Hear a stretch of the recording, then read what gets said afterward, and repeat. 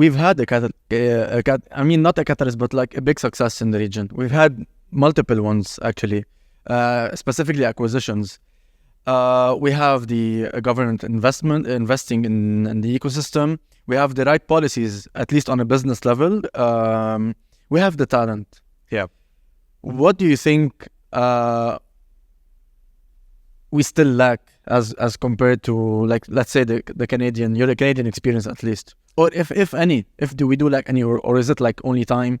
I'm not sure. No, there's definitely areas that I think are lacking, and to me the biggest blind spot today is the evangelism. It's the winning of hearts and minds, because when you're sitting in Dubai or you're sitting in Abu Dhabi, you really you're in an echo chamber. Yeah. Right? Everything's hyped here. Everything's exciting here. Everyone's trying to do something really cool. Like, the energy level's high, and that's great, right? But if you go to LA and you ask, or Poland, let's pick something even more remote, right? Like, and you ask the developer there, sitting there, game developer or a developer in general, right? Would you move to Abu Dhabi? I mean, it's maybe the first time they've ever even considered this. Yeah. It's not something they even think about. It's not even on their radar. And to me, that's the biggest blind spot so far, which is Saudi Arabia can spend all the billions of dollars that they want, can buy all the companies they want. If they're not winning the hearts and minds of everyone globally, if they don't have enough global charisma to get people to go, I should move to Riyadh. You won't win on the scale they want to win at. There's an exercise of winning hearts and minds that's a marketing exercise, first and foremost, that I think is not being done nearly to the level it needs to be. I wanted to ask you if you think what's being done today is on the right track, because I think there have been some interesting initiatives marketing-wise, like today the region is hosting more than one F1 Grand Prix. It's hosting some of the biggest tech events in the world. It's attracting talent, and it's also subsidizing talent. I mean, to get talent from abroad. I mean, there are systems in place that are happening today in order to reach that level. But why do you think? You just told me that you think we're not even close to the potential. Yeah. Why is that? It's a combination of things. You need the right message, and you need the right messenger. And while sometimes we may get the message right, very often we get the messenger wrong. And the bigger the ambition, the greater the cult of personality around the messenger needs to be. And I'll use an analogy. Simple terms. You want to start a cult, okay?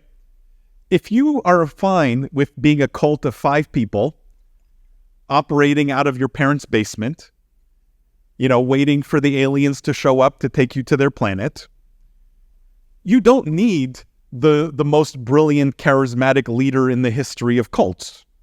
Yeah. You don't. You need to convince 5 people that this is a good idea. If I told you, though, that you want billions of people to join your cult, and you want hundreds of thousands of people to uproot their lives, to give you money, to whatever, right? To drastically change something. Well, the requirements change dramatically. And so with greater ambition come greater requirements. The hurdles are larger, meaning in some ways the region is a victim of its ambition. Yeah. But I don't fault ambition, because I think ambition is good. It's good to have very lofty goals. I love that the Saudis have such lofty goals around being a global gaming hub. Where the wheels fall off a little bit is you go, okay, you want to be a global force in gaming. Okay, what do you need? Well, you need a leader who has deep gaming expertise. Okay, that's easy to find. There's a lot of people who have gaming expertise. Okay, but you need a leader who has decades of investment expertise, can deploy capital in the most efficient way, spend it in the best possible way. Well, okay, gaming knowledge and investment expertise. Well, now that narrows down. Yeah. And they need to be able to build a high growth organization with tens of thousands of people probably. Oof, okay. That list of people is getting really small now.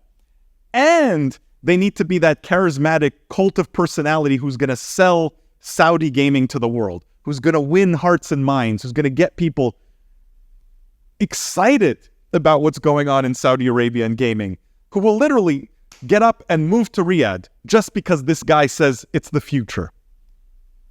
Oof. Now there's maybe 3 people on the planet who check all the boxes. Yeah. Are any of those people in Saudi Arabia? No. No. Maybe not in the region. So that's why I think some people feel it has not lived up to the hype yet. Because the ambition is big, and so the requirements on the talent, on the initiatives, on the programs, on all of these things, the bar is so high for all of them. Yeah, maybe it would have been better to start small, in your opinion. No, it's just not my style. Not your style.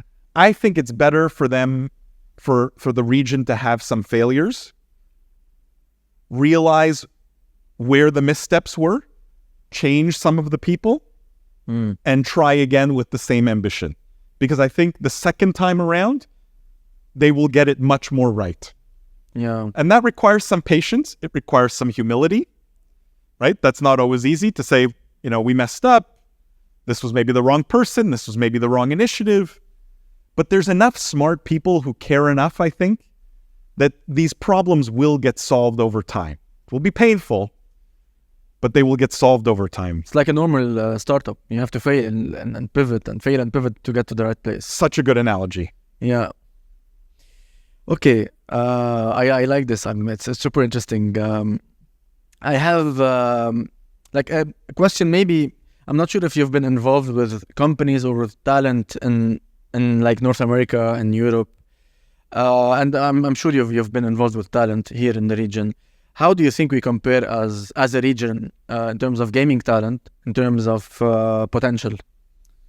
Let me speak generally first, because I'm actually really passionate about this, which is I find what's lacking in the talent is not skill sets. It's not necessarily passion about the subject matter. Yeah. What's lacking sometimes is, or what you see maybe too often in this region, is what I call tourists, career tourists. In other words, something's hot here. Let me go make a bunch of money, and then let me leave, and then I don't really care what happens after that. And I think career tourists kill ecosystems. The bedrock of a successful ecosystem needs to be the exact opposite that. You need Skin in the game, people who care, like at a deep, like the same way you care about a relationship or a marriage, right? Like who are in it for the long haul, right? Come hell or high water, through, sickness and in health, right? Like this kind of devotion to seeing a vision come to life. And you get that devotion partly through leadership, right? It comes top down, but also partly in the way you actually attract people, right? If the only incentive is financial, you'll get a lot of career tourists.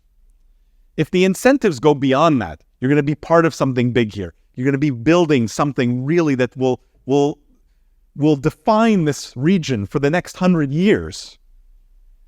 This starts to become a different calculus in people's heads, and you get people who see that vision. Like, people have come to work for me in startups many, many times over the years and taken less money than they were making before they came to work for me. Why? Experience, learning. Yes, those are good things, I agree. But also this idea of they're going on an adventure and they're going to be building something really great. Definitely. That is a feeling that is not instilled often enough here. Too much is driven by come here, get rich. Not come here, build something lasting. And so part of it is, how do you get rid, or at least not get rid, but differentiate between the career tourists and what value they add, because they do add value, right? I don't want to discount that entire group. They are important in some ways. But then what is the bedrock? What is the foundation? Who are the people who are there because they care?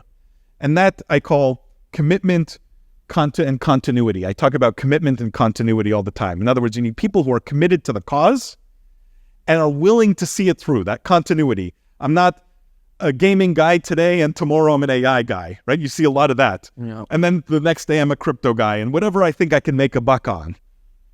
Yeah.